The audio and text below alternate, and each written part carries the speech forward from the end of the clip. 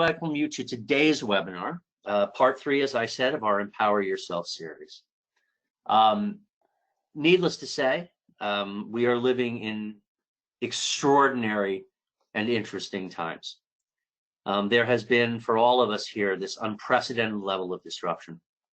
And I'm looking at organizations, both big and small, facing the unavoidable challenge of maintaining business continuity while, first and foremost, being mindful of the well-being of their employees. And here at New Horizons, we understand these concerns because we ourselves are facing them in real time along with you, as we all are. This is one of those unique moments in history where all of us are collectively experiencing the same thing at the same time. I'm going to call your attention to the lower left-hand corner of this particular slide that you're looking at right now. This is the mantra here at New Horizons: human first and technology second. And we really hope that this webinar series reflects that ideology, not just bringing you tips and tricks, but things that will make us all better humans, better neighbors, and better colleagues. Today's session is on leading change in a complex world, and our presenter is Erin Cambier. Erin is one of our finest New Horizons Center for Leadership and Development facilitators, and there she is, as well as a practicing executive and leadership coach. And it is with great pleasure that I introduce Erin to all of you to take us through this webinar. Erin, it's all yours. Thank you, Kevin. I am really honored and excited to be here today talking about leading change in a complex world. And while I have facilitated this course for a long time for New Horizons, it's just perfect timing, and it's very much needed today. So it's just an honor for me to be here and talk about this topic with you and help us to really embrace the change that we're working through, not just now in the midst of this crisis, but also as we consistently go through corporate, business, and world changes. So Kevin mentioned, my name is Erin Cambier. I am an executive leadership coach and a career coach, and I have, as we are doing today, facilitated online webinars. I also facilitate the full day sessions for New Horizons, excuse me. And for the past 20 years, I have helped managers and executives really focusing on helping their teams get to high performance and helping themselves achieve that level also, and navigate through transitions. Transitions can make us better. They can shape us to be better leaders, better humans. And we're going to talk a little bit more about that today. So here's an overview of our content during our webinar. We're going to discuss and learn how to utilize critical skills in leading teams through change, and how to thrive as a leader in a volatile world. We're also going to discuss how to leverage some fundamental values to build a better workplace and develop an understanding of the change management cycle. So these are all relative topics, again, not only today, but also as we progress through this world crisis and as we think about our businesses, because they are always changing. If your organization is not changing, then it's probably not growing and it's not going to be successful in the long run. We have to be changing and evolving and shaping as individuals and as organizations to continue to get better. And I included a quote here from Einstein. You may have heard this before. In the middle of difficulty is where our opportunity lies. And as we think about right now, this season that we are going through in the world, this world crisis, it's very relevant also to the topic of what Einstein shared here. And I want to point out that in the middle of a crisis, or in the middle of a period of high change, again, where that opportunity is, there are typically two different kinds of people. There are people that are asking, when is this going to be over? How long is it going to last? Which honestly, we're all asking right now in this world crisis. But in general, that's one type of person. Or there's a second type of person that's a higher level thinking, that's thinking some of those first things, but also more specifically is asking themselves, how can I grow through this? While I'm in this, what can I learn? How can I make this change a stepping stone instead of a roadblock for me? So as we start to dig into some of these topics and the objectives, I really want you to think about making that shift to not just, how am I going to survive? When is this going to be over? But specifically, how can I become better through this change, through this crisis, through this situation or circumstance?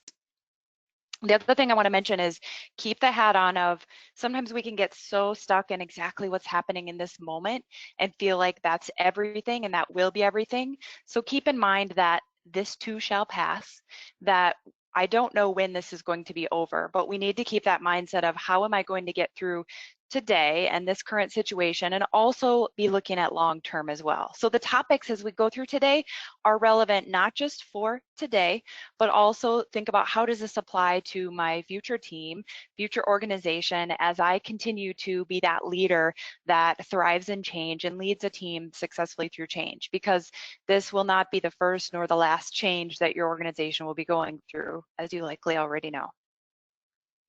So this slide talks about the need for a new type of leadership. And it says, our world of uncertainty is creating an unprecedented need for a new leadership identity. Now, ironically, the content in this slide was the same content even before this recent world crisis, and it's so relevant right now.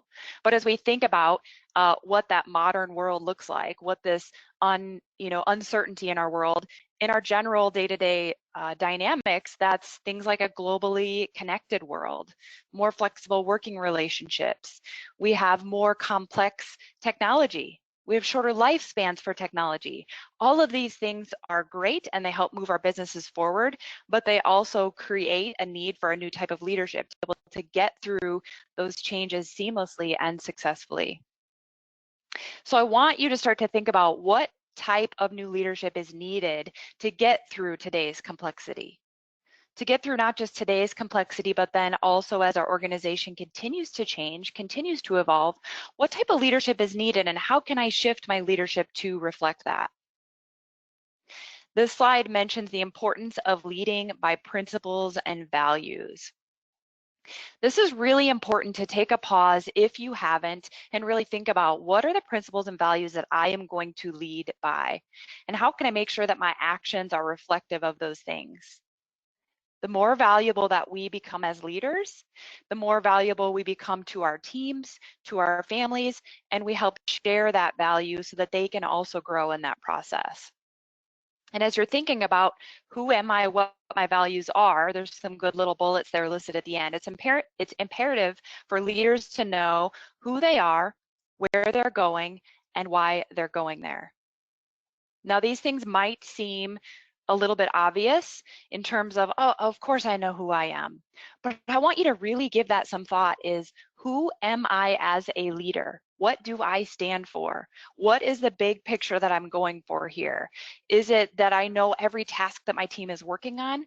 Or is it that I have a successfully unified team who is working together towards a common goal? So really give that some thought. And part of the reason I'm saying this is because leaders always give the right perspective during periods of high change, and especially during periods of going through a crisis, whether that be a world crisis or a crisis for your organization. Leaders don't always have the answers. In fact, there's a lot of uncertainty even today. And if your organization has been through a significant change, you've already experienced those periods of uncertainty. Though it may have been a different uncertainty, you have been through that successfully. Good leaders, through even periods of uncertainty where they don't have the answers, they give hope. They share security. They give encouragement to their team because they're purposeful and they've decided this is the leader who I'm going to be, and I'm going to ensure that my actions are reflective of my values. So really giving that some thought is this slide continued. What are your priorities? And do your actions match those priorities? At the end of the day, every great leader knows whether you are in a crisis or significant change or not, it is all about the people. Who are you lifting up? Who are you pouring into? Who are you developing? What relationships are you forming? Because that's what's going to make you successful through periods of change and crisis, as well as when you're not in that. And then more to take that on a deeper level, I want you to really think about, are you willing to stand up for your values and priorities? Future leaders need to operate with vision and drive purpose. So in times of flux and transformation, will you be able to set direction? And if you feel like, I don't know, or or no, I don't know that I will be, then that's an opportunity. It's not an opportunity to beat ourselves up. It's an opportunity to focus on what do I need to do to get there? What do I need to do to be the leader who can set direction, who can drive vision and drive purpose? And start doing some self-reflection in that. A great thing to think about is that what are the skills of a successful leader who has helped me through change? We've all had a mentor, a coach, a leader who we have worked with or worked for that has given us that hope, given us that inspiration, and been that role model. So really think about what are the things that they exhibited, where are those gaps of areas of opportunity, and start to purposely work towards that even while we are going through that change right now. So leading through change, I've used some terms already talking about the intentionality or being purposeful as a leader. And this is really critical at all times, but especially in periods of change. We have to be purposeful in our leadership. We have to be thoughtful in our communication. We have to pour even more into our teams. We have to be authentic. We have to be flexible and adaptable. And we have to be able to adapt across lots of different situations. And we know already that in this current environment, it is literally changing by the day, even by the hour. Organizational directions, maybe situations at home with your family. The importance of being purposeful, authentic, and agile in that situation, whether we're at home or at work, is really critical in change. So here's a good list on this slide about how to thrive in change. We have to think about how am I able to serve the best interests of all? And I like to point out that serving the best interests of all doesn't mean that you have to treat everyone the same. That you can say, I'm treating my team fair and consistently, but that does not mean that we're treating them the same because we're all individuals. We all have unique needs. We all have diverse strengths, opportunities, things that we bring to the table. So as a leader, we are serving the best interests, but that does not mean we treat people the same, exactly the same, but it is fair. So get to know your team, what drives them, what motivates them, whether maybe they're working at home and this has only been going on for 2 weeks. Get to know them on a new level in that remote situation. We're going to talk more about that as we continue to go. But that second bullet, learn more about and value each individual. When we are in change, it is very common for us to go to controlling tasks or thinking about what can I control, and we can get very stuck in the details or stuck in the weeds. But actually, we need to keep our heads above that and focus on the connections. Encourage greater collaboration because when we're in fear, most people tend to pull back. So your job as a leader is to not only reach out with your team, but encourage them to do the same. Build stronger personal connections and listen. Remember that they're not always looking to you to be the answer person. Many times they just want to know that you're there for them, that you're hearing their concerns, and that you're taking them forward and that you're bringing them together.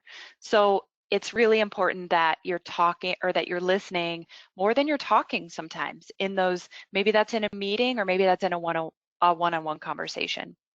Think about how much you are listening versus talking. So I wanted to dig in a bit on the term authenticity, and the previous slide talked about authentic leadership, and that is important. But it's also important to recognize that authentic leadership, while it's critical at all times, it's even more critical in periods of change. But we have to be building that from the beginning of our career as a leader. Our authenticity comes in our day-to-day actions.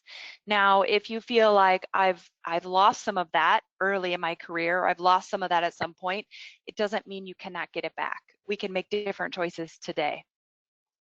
The other thing to recognize is that authenticity for many of us can fall into an area that we take for granted, otherwise known as a blind spot, where we don't know how we are being perceived and that maybe our intentions are good. So we are saying yes to our entire team who is asking, can you help with this? Can you help with this?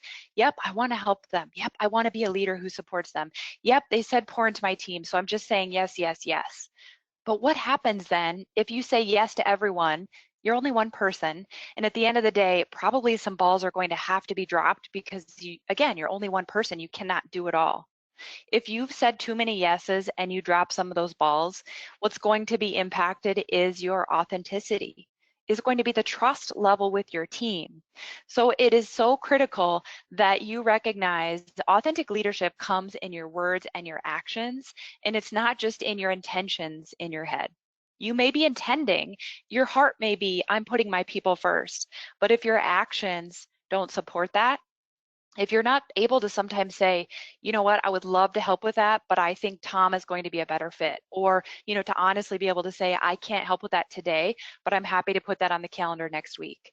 That's going to actually help you build authenticity. If you're not able to do that, it will hurt your authenticity with your teams. Your teams want authenticity more than they want perfection. They want you, genuine, transparent, honest, not perfect. Trust you, and it takes a long time to earn trust, as we know. It also takes a really short time to lose it. So recognize that, especially in a crisis, especially if your organization in the future is going through significant change, it is critical for them to know that you are an authentic leader that they can count on.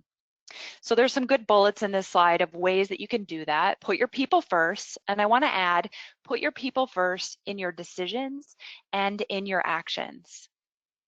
And we have there, your actions have to stay, or your actions must support your words. So do the right thing. Be a truth teller always.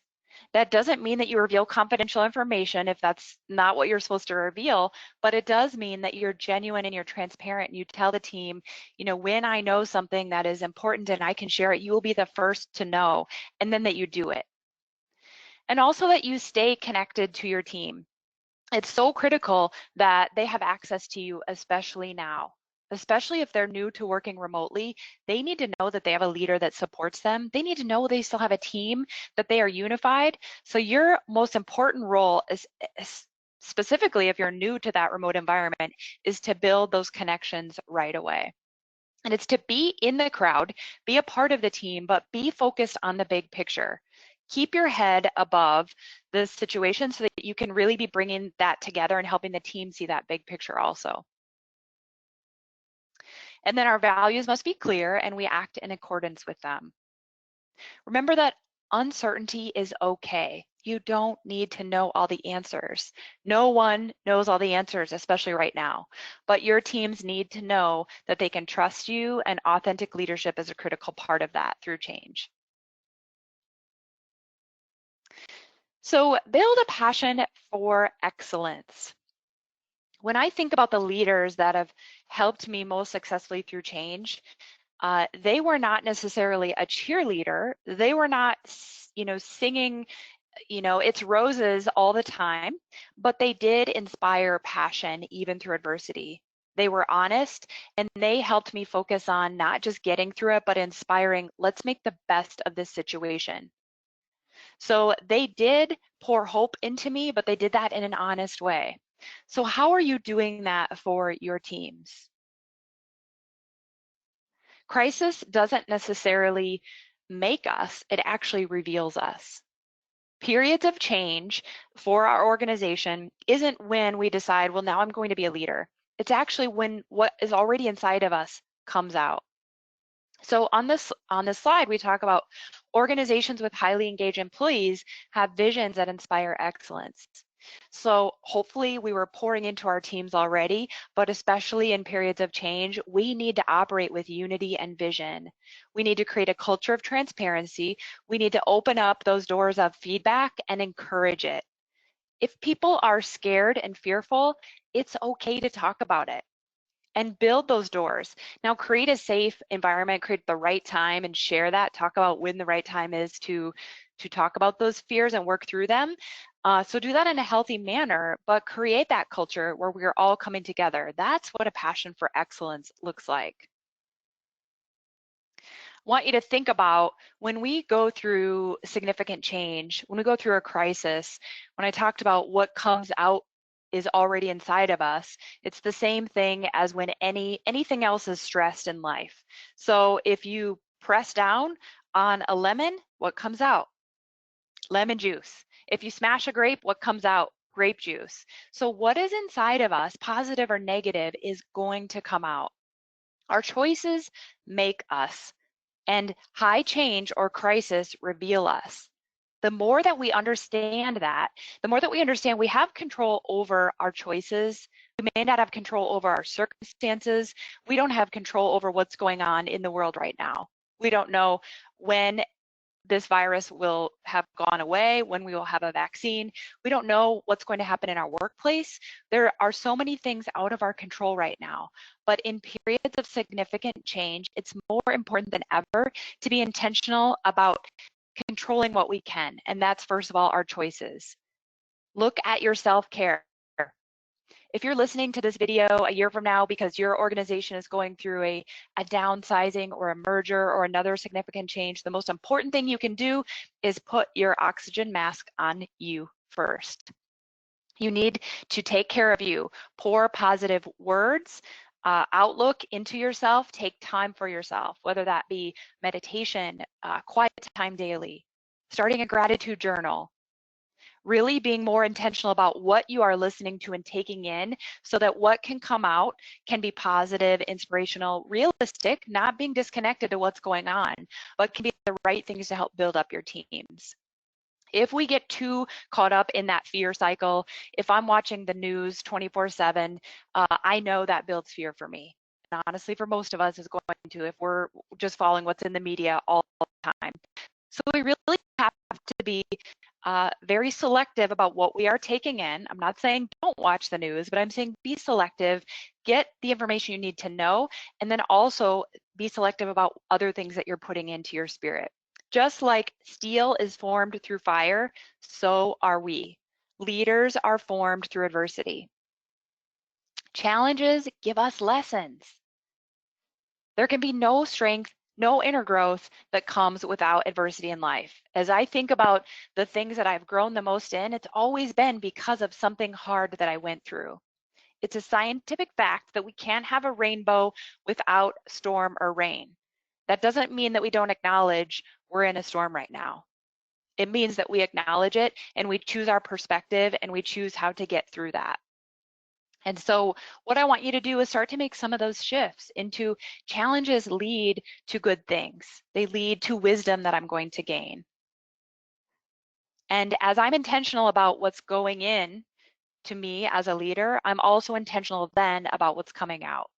Meaning if I'm going to lead, I cannot successfully lead my team if I am complaining, if I am sharing words that are filled with fear or other things.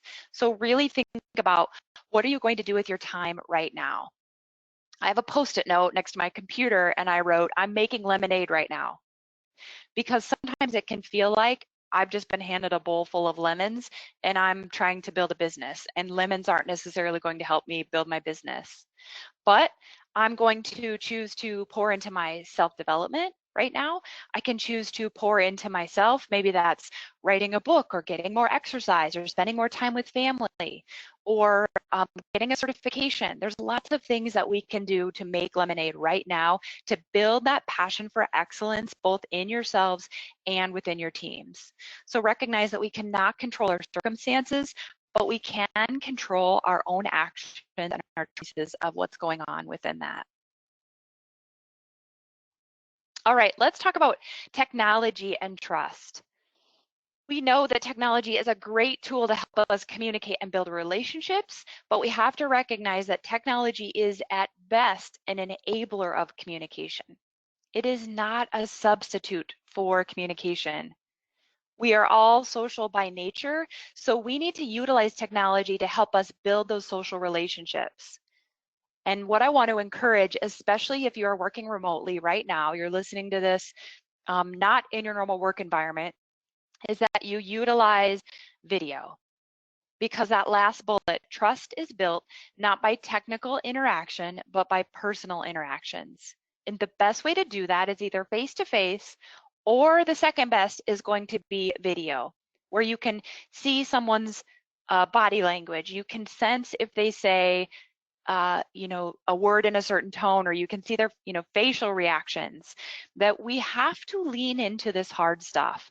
And even if you do not want to be on video and they don't want to be on video, you have to look at the core of what I need to do as a leader is to build relationships. I need to build trust. I need to help my team know that I care about them. So I'm going to model for them how to lean into hard things and how to make lemonade out of these lemons. And I'm going to start being the person that initiates the video conference calls rather than just pick up the phone, or worse yet, rather than just send an email. Phone is better than email, and video is always better. Even for casual conversations, you guys get your teams comfortable with that so that if you need to give a tough communication later, they're already comfortable with that uncomfortableness of being on video. But you've established that relationship so that you can see, hear, just really be able to utilize all of those senses in that communication. So a challenge for you is, how am I using technology to help build relationships and not as necessarily just a substitute for communication? So as we discussed, people are social by nature, and face-to-face or video is what builds trust. Now, we can't always get together. Not everything can happen via video call, every single interaction. Not every single topic needs to be face-to-face. But if you think about in an office, I interact with everybody on my team, once a day. I would see them all face-to-face. Then I want you to consider, how can I see them all face-to-face once a day in this remote situation? Maybe that's not a realistic goal for you right now. Maybe that's something to work towards, but really think about, how can I be intentional working that into this current situation to be able to foster trust and maintain those relationships. And to that point of the last bullet, organizations designed to have a high degree of social interaction will exhibit more trust, and as a result, they will provide better service, they will have better, more satisfied customers, and they will be more profitable.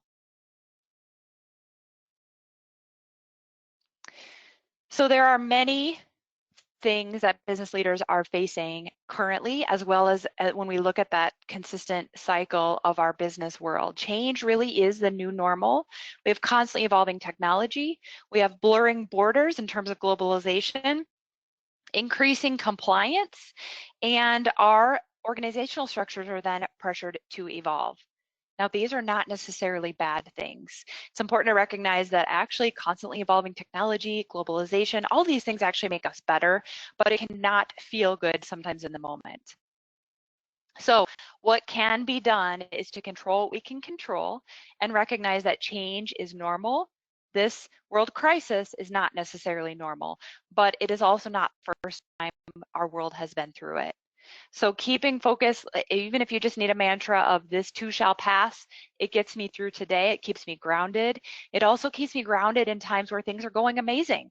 I can remember this too shall pass because the pendulum always swings. I can't think everything is going to be great with family, home, work, life, all those situations always. This too shall pass keeps you grounded in all situations.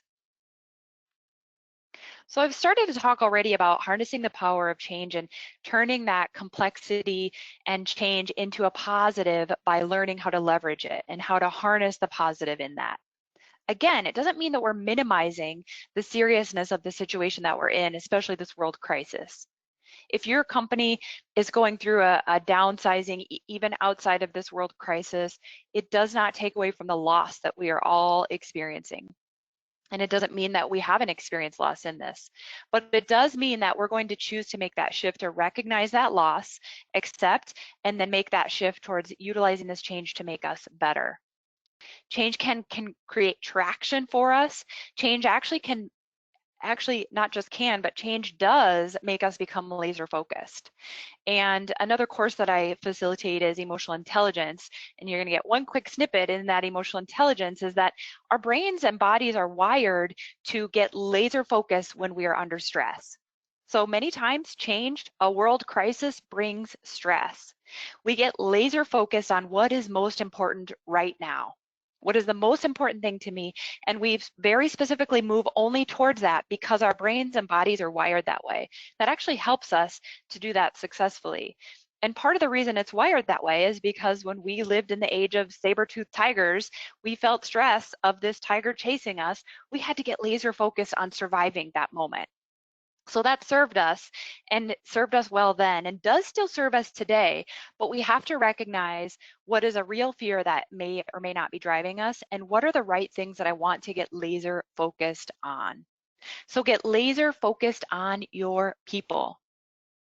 It says in there, leaders find a way to get people emotionally committed to change by understanding what drives them, motivating them, demonstrating trust. All of this is how can I pour into my people? This really should be your biggest and most important priority at all times, but especially in periods of significant change. Because the more that you do this, the more your teams will be able to move towards output, more towards result, more towards executing their tasks. But oftentimes we get stuck in the tasks. We get stuck in managing the details. Instead of focusing on the relationships, we focus on the output. And I want you to make that shift in the midst of change to people first, and then the output and results will come. Focus on what you can control. We have to be able to apply our intuition, as we know it's essential in a fast-paced, chaotic environment where there's periods of change. We have to be able to utilize our best judgment and follow our intuition. Deal with uncertainty and risk. One of the key things that's important here is delegation.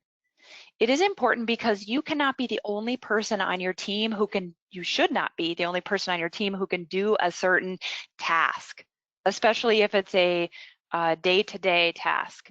If you have not already, this is the opportunity for you to start to actually delegate more tasks to empower others, open doors of communication. Letting go of tasks of output is actually the best way that you can gain control. It's the most powerful form of leadership, is empowering your team members. Developing your team first will give you mental capacity to be able to make those tough decisions that only you can make.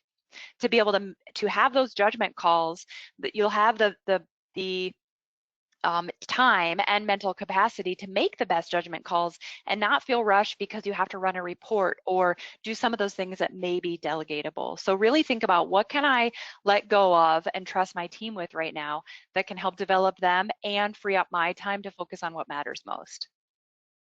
So as we think about sustaining change and creating a culture of sustaining change, we have to evaluate some of that fear and anxiety, maybe by utilizing some pilot groups. Have different teams potentially trying out different things so that we can evaluate how we're doing. We can get feedback from our staff. We can identify who is, really on board with this, and how can we convert some of those other people that are not as on board, or what we refer to in that slide as a non-believer.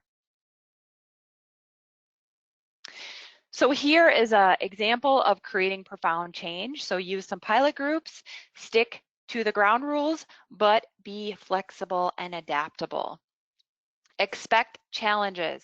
Anybody who's been through a successful change knows that it is not, we may have a plan, but it's not going to go exactly as we anticipate. And especially now in the midst of this world crisis, things are literally changing by the day. So we have to be adaptable in that process.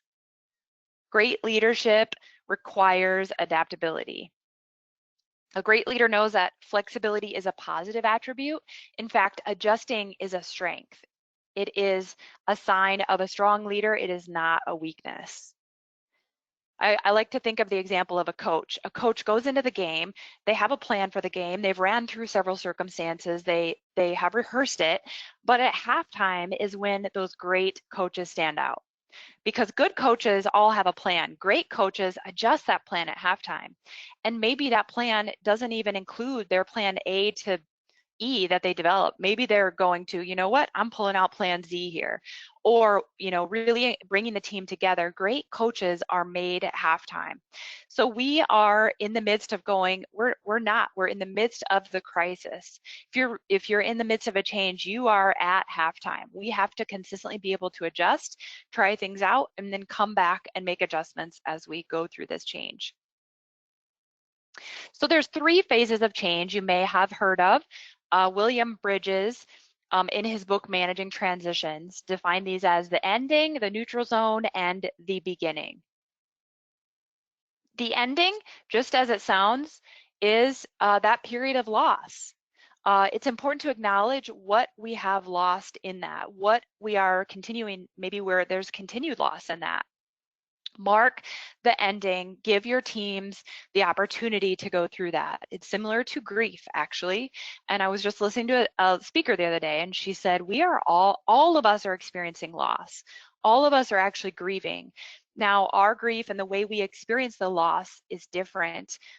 My loss may be different than someone else's, but we are all experiencing that. So it's important to recognize that, allow ourselves to work through that, not necessarily just stuff it away and say, I'm just going to think positive, that didn't happen, but experience those feelings and know that we have to do that to be able to get to the next phase, which is neutral. And neutral sounds, you know, just like that middle place, because it is. And neutral doesn't necessarily feel better than the loss, but it is a different place. It's where we're not necessarily moving into that new beginning, but we are in that place of kind of managing predictable anxiety. We're trying to manage the questions as they're coming up. We're creating short-term and long-term plans.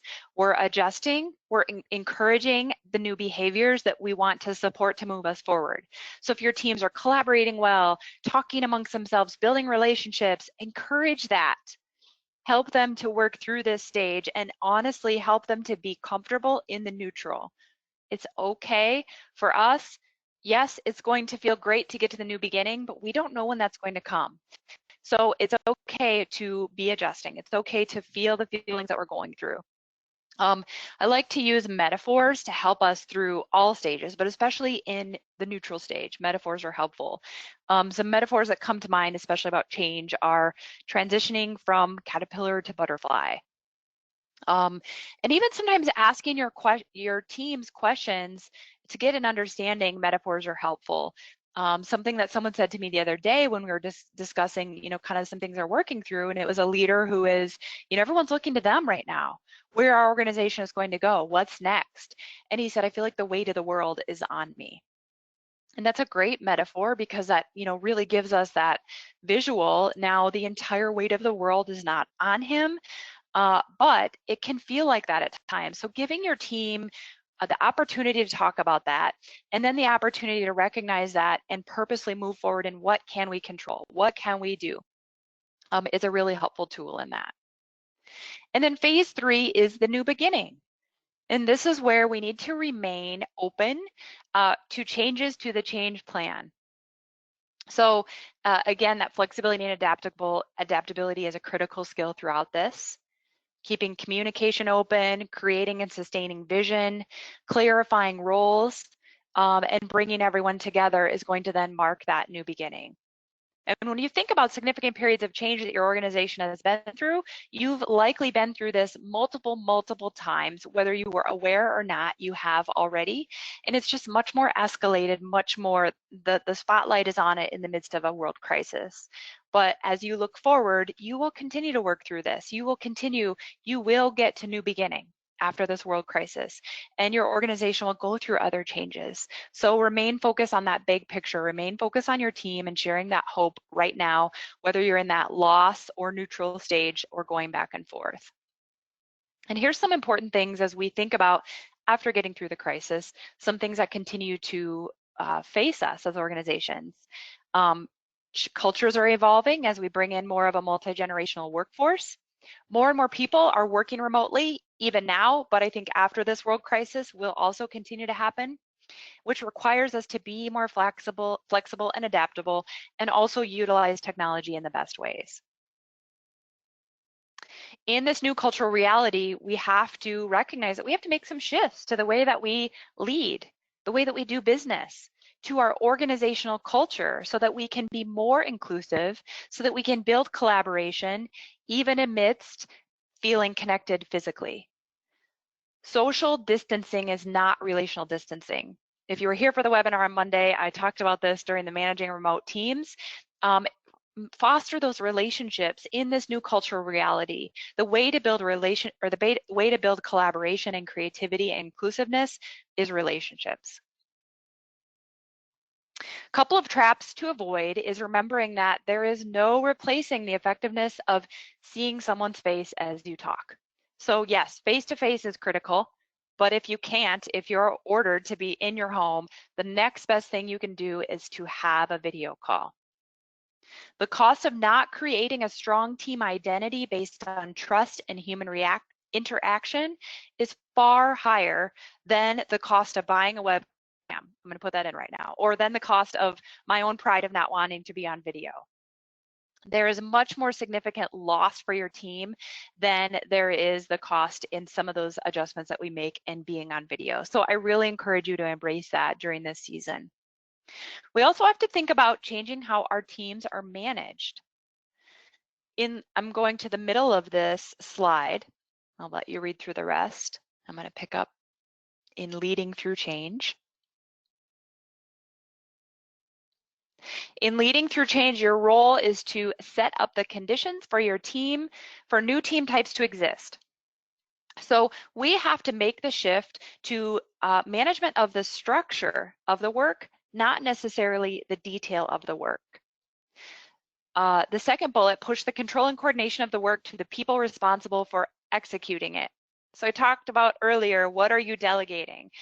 And so I want you to take these two bullets, and these are actually good self-reflection questions. So shifting those to a self-reflection question to think about right now, how can I better create conditions for self-organizing teams to happen?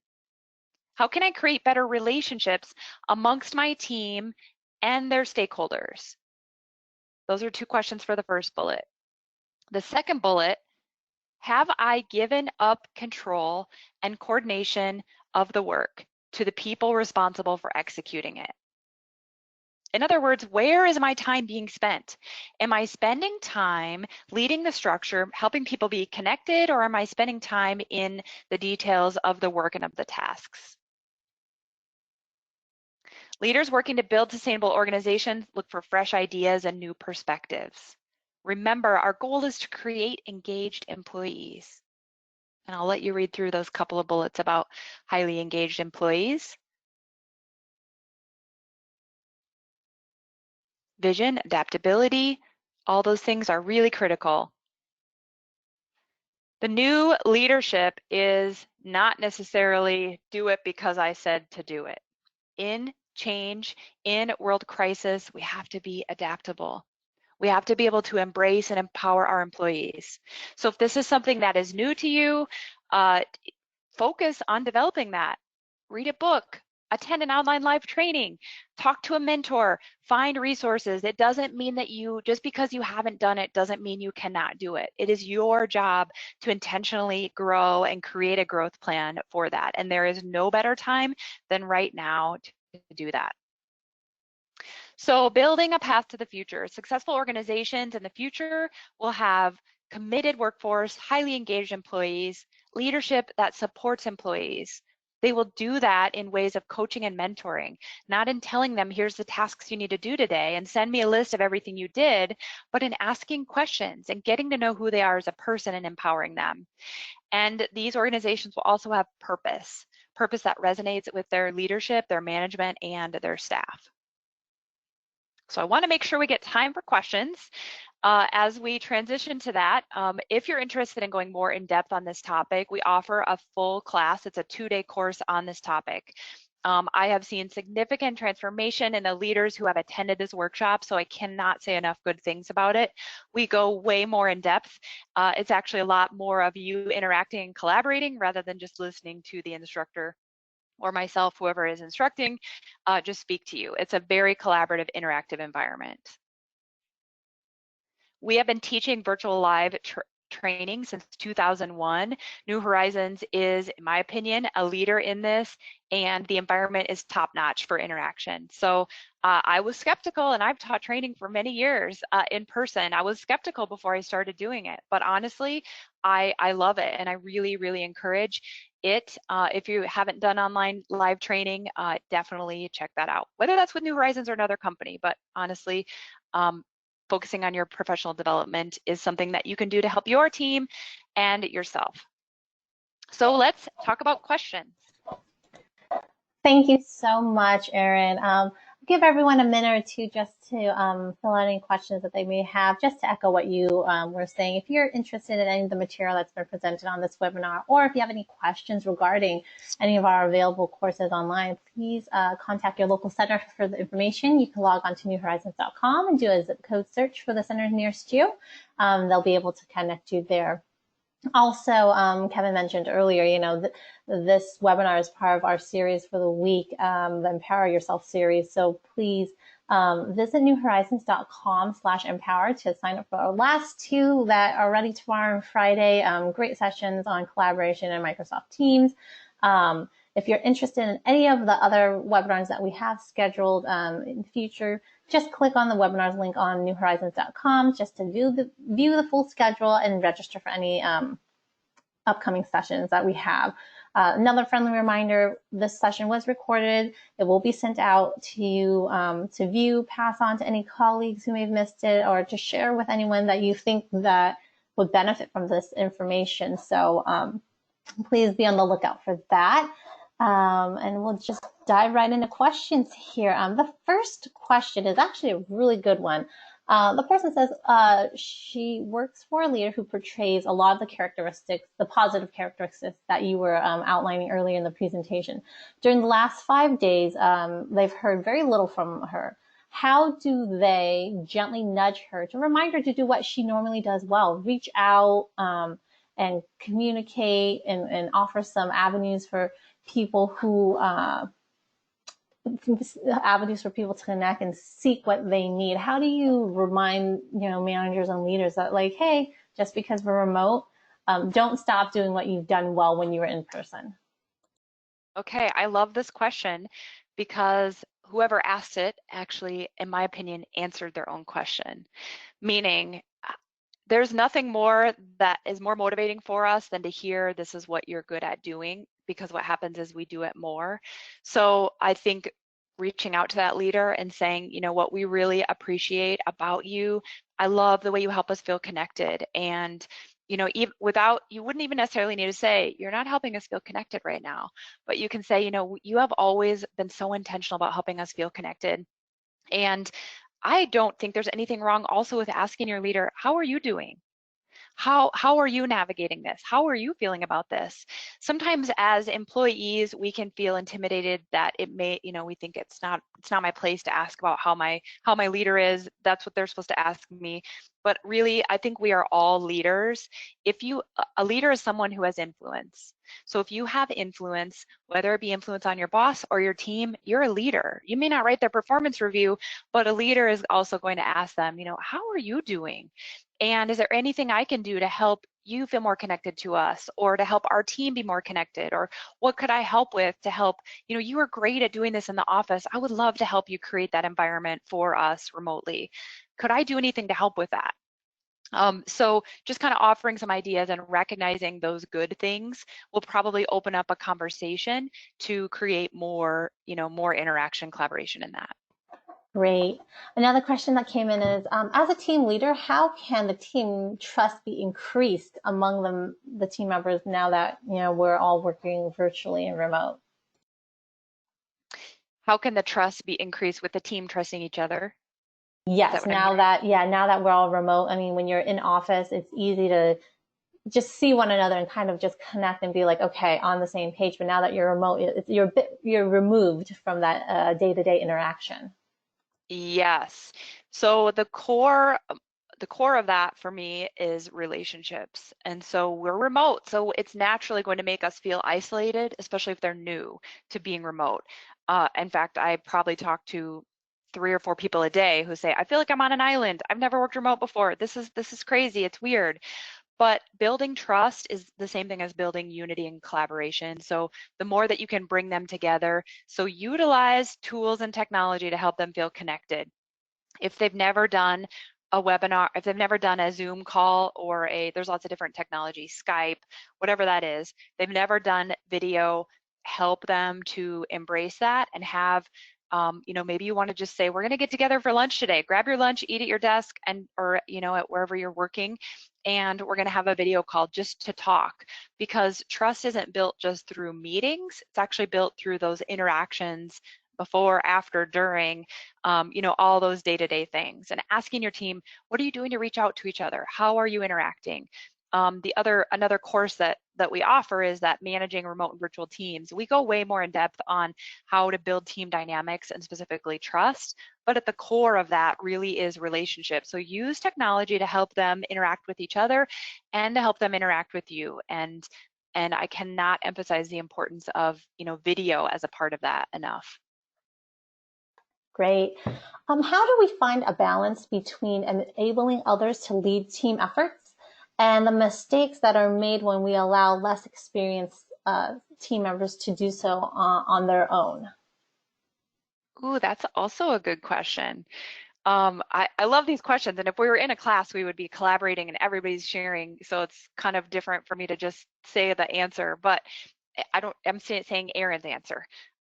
So my thought process is that if we create an environment where mistakes are not necessarily a bad thing, where mistakes are safe, that if we make a mistake and we learn from it, in fact, I have shared this with my team, like if you make a mistake and we learn from it and we all become better as a team, it's not a mistake because it's helped us grow, because not only are you never going to do that again, but none of us will, because we're all learning and we're all sharing, hey, this went wrong and here's what I did because I've already mitigated it or helped to fix that and resolve that.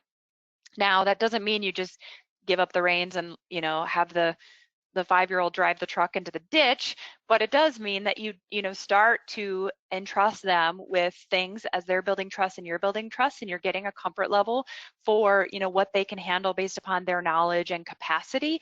Then you continue to increase that as you go. There's no clear line on that. We have to, you know, judge that as a leader and continue to adapt. But really helping your teams to make that shift, that, you know, when something goes wrong, let's resolve it and then let's talk about it so that we can all learn in that process. And then hopefully that will also mitigate any impact, you know, to your team or customers. Again, just starting with baby steps as we're leaning into delegating. Great. This is actually a very interesting question, especially given how everyone's gone remote. What if you do not have an option of a video conference? What else do you suggest that people use to keep the team together and engaged? Okay, so I have 2 thoughts. My first thought is, why is it not an option, a video conference? And that almost every laptop today has a webcam built in, and if they don't have it, then we can buy them. And they can be purchased affordably. So maybe today we don't, but I would really encourage you to figure out how you could get there. So if that's off the table, there's no money, no laptops, I don't know, not an option. Then the second best thing is going to be that, you know, verbal interaction on the phone. So individual phone calls, just calling to see how people are doing, having conference calls and scheduling those things, because we are naturally going to be, when we're feeling remote, feeling on an island, we're probably going to pull back a little bit just as humans. So if I'm a leader, I know everybody's pulling back a little bit. So I'm actually going to reach out more, and I'm going to have them reach out more. I'm going to maybe schedule and say, I want you to call at least, you know, 3 colleagues every day and say hello. And there's also a ton of resources on Google, honestly, about how to build and develop team dynamics remotely. So create fun activities.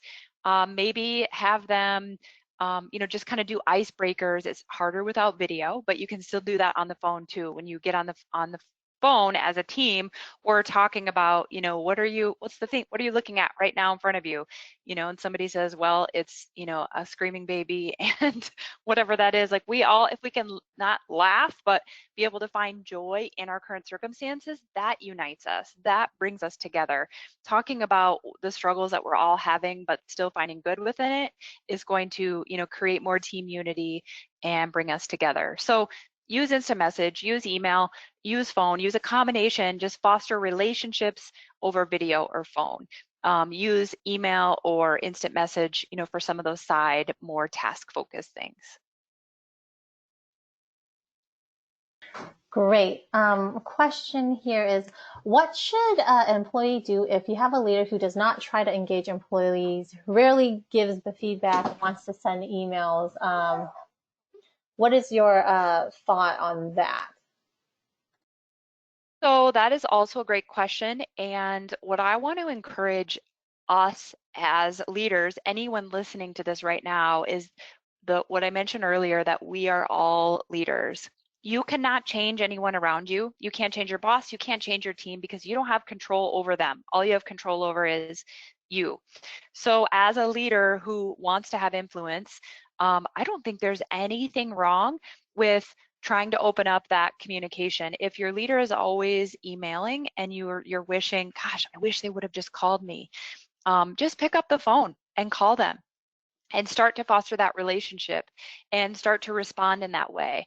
And hopefully that will be you continuing to open the door. Even if they are not the one leading that, you can still operate through influence and form a stronger relationship. More times than not, if someone hears your voice and doesn't just try to interpret your words in an email, it's going to be much more successful. You're going to feel more connected to them, and you'll actually get things accomplished faster. So I would just start by doing that, number one, with your boss.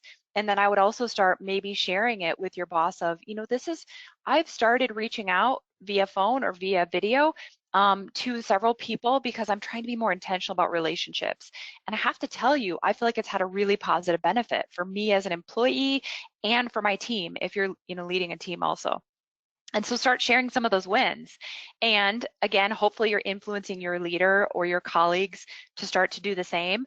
But know that if they don't, you're not going in with the agenda of, I'm going to change you. You're just sharing to hopefully influence them. But if not, you're still okay with that. You continue to do the best you can with what you have and what you can control, knowing we can't control other people. And I'm okay if they don't do things, if they don't know all the leadership areas that I know or that I've developed, it's okay. I'll just, give them grace, give myself grace, and keep being the best leader that I can be in this circumstance. Great. Another great question. I know we're heading at the top of the hour, so if anyone needs to drop off, please feel free to. This is going to still be recorded. So another great question that is coming up is, what is a good way to address a peer leader change where a team member feels entitled? The person says, I want to remain an empowering leader, positive and on task with the changes we have been presented with, without disrupting the dynamics of the team. Okay, so tell me who's feeling entitled. I just want to get clarity in that. I guess it would be, so the question is, what is a good way to address a peer to leader change where a team member feels entitled? I guess someone who's on the team feels entitled. And it sounds like the person is in a leadership position where she wants to remain empowering and positive and on task with the changes. So I guess the question is, how do we address someone who feels entitled that's on the team? Okay, so through change, sometimes that can be even more, a spotlight is brought to that, right? That they feel like I should be entitled to XYZ in this change. And I personally think that's, again, through relationship and through some one-on-one coaching or mentoring. And truly, if you start to dig into, what's going on for you, start to ask them questions. It's easier for us to spot when other people are feeling entitled than it is when we are ourselves. So that person likely does not have intentions of, acting or being entitled, whether they do or not. Asking questions to them of, how are you feeling? What's your concern right now? What's your biggest focus? How can I help you?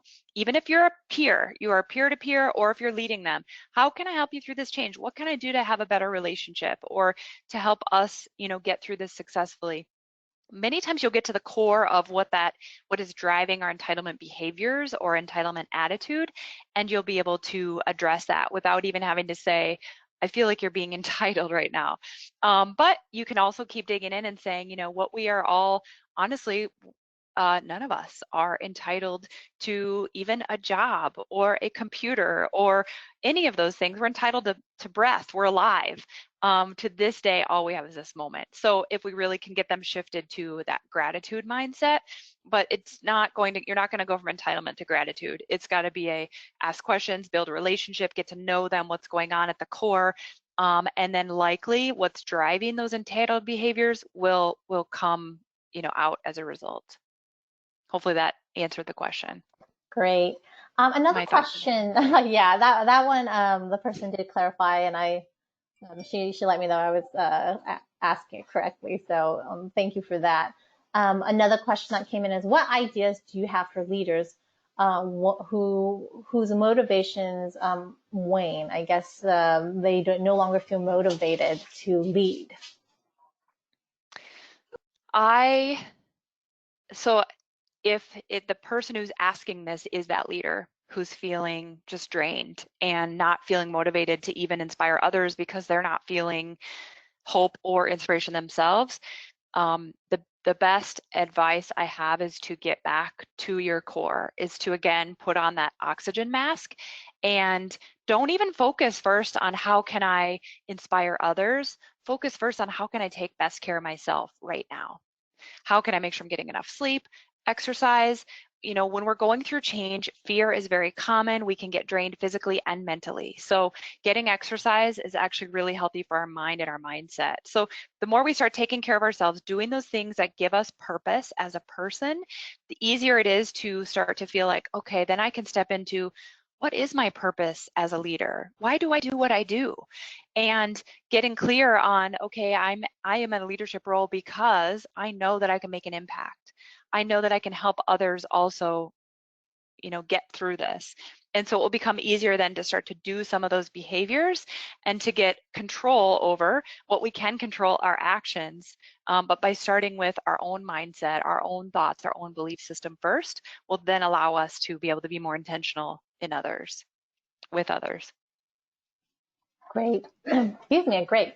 Another question that came in, and then you kind of addressed this a little bit, but the person says she is a training and development coordinator for her organization, and obviously traditionally have done face-to-face training, and as we're all moving, like the rest of the world, to a virtual platform. Besides some of the things that you've talked about, do you have any other tips and best practices for this transition? Yes, good question. I'm trying to think of things that I've not already discussed because I don't want to be repetitive. But at the core of it is we just have to keep leading by example and leading into the hard stuff, and that there's going to be technology problems. In fact, our webinar on Monday, we had some latency issues with the technology, and rather than saying, nope, we're not going to do, you know, webcams anymore for the rest of the time, or having that throw us off, we just have to use that as, if I'm a trainer and facilitator, let's think about how can I model, even in the midst of adversity, how to handle, you know, when things go wrong. So if we can use our role as not just, you know, teaching and training, but also modeling, you know, to our staff, whether that be using new technology, you know, getting them comfortable. I think it's especially getting people to utilize video, do it in a super comfortable way. Maybe they just want to do that one-on-one. We're going to have one-on-one calls with everybody in their team so you can get comfortable using video. And that, or maybe that is easier for them to do with a whole team meeting, so that they know we're all doing this together. We're all in the same boat. We're all going to have technical issues. It's all right. We keep working through it. Just like it's all right if we make a mistake when we're in the same office. It's all right if things go wrong, but we're not going to let it derail us. We're going to let it, you know, make us better. So that's a couple of thoughts similar to what I've already shared, but kind of creating that dynamic. No, that's awesome. So there's a question about how to get team members who like to isolate themselves to be more engaging. Now, I know that's a bit tougher to do when someone, you know, you're at the mercy of someone like clicking a button and engaging with you via video. But how do you get someone who's very introverted or isolating in that sense to participate and engage with the team? Okay, this I like because it's a example of we all need something different. And there are people who are introverts, and so, you know, we joke like, oh, the introverts are like loving this this life right now. And I'm partially an introvert also, and I can appreciate that. So whether or not you're an introvert or extrovert, it's important to ask, you know, start asking your teams, what's the best way that we could communicate? And offering, you know, especially if you have video, I would like us to communicate regularly on video.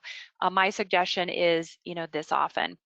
And if they are completely freaking out about it, you may need to baby step your way in. If they're an introvert who, you know, is not comfortable on video at all, maybe ask them, okay, what environment would make you most comfortable? Where could we start? Would that be with a one-on-one call? Would that be as a part of our team meeting? And tell them, remind them, I don't need you on video because I care about your background, I care about your face, your hair, anything. Actually, I want you on video because I care about our relationship, because it's important for me, and I know that we can foster that on the phone, but to me, I need to be able to see my team, and I need to be able to hear where you're coming from. So create clarity around their expectations and yours, ask them how we can best do that, and then also find out what they're working on, so that you're not necessarily, I'm talking about building relationships, but we still need to give them time to get their jobs done. So maybe creating focus blocks, or maybe having a scheduled office time where you are available for anybody that wants to reach out, or where you're reaching out to people via video or via phone call. Because sometimes we can assume somebody just doesn't want to communicate with me, but it's actually they're on the phone with someone else or in the middle of a project, and they're just not able to. So we have to be careful about assumptions, as we know. So just talk about that with your team, create different consistencies for your team, knowing you're helping them all grow. Some people embrace video right away, and others will, it will take a while. But honestly, the more they're encouraged to do it and you lead by example, the easier it will be for introverts or extroverts. Great. Another question that came in is, how does this person who's attending, this webinar take these ideas that is being outlined and convey them to their managers or team leaders? What is the best way for someone to communicate that? Great. Yes, a good thought. Okay, so my very first initial thought is you'll get a copy of this recording, correct, Mayanne? They'll have this recording will be emailed? Mm-hmm. Perfect. So what I love if I'm operating through Influence, I'll get an email like that and I'll just forward it on. I'll say, hey, I listened to this webinar the other day. I got some really great takeaways. I thought you might be interested. Because it was so impactful for me. So that's the number one thing I could think. Or, write down some notes. If you think, well, they won't listen to the whole hour, I really want to help, them learn XYZ, take some notes and say, I listened to this great webinar. New Horizons is awesome. Just teasing, but of course you should say that. I listened to this great webinar and there's a couple things that really resonated with me and I wanted to share with you because I thought they may impact you as well, or they may be helpful for you as well. So there's a couple different ideas. Great. We do have a few more questions, but I know we're heading into the 15-minute mark of after the session's ended, but there's so many great questions. We can't really get to all of them. We have so many courses that address a lot of the questions that you have in the questions box. Please reach out to your local center and work with them to see what class is a good fit for you. Also work with Kara Flanagan from our Center of Leadership and Development. She is a great resource as well in getting you connected with the right center and the right course that can help you. With that said, thank you again, everyone, for joining us. Thank you, Erin, for your time. We always love having you present for us. Everyone, please stay healthy, stay safe. Human first, technology second, as we've been saying. So thank you again. You may now log off. Thank you again. Bye, everyone.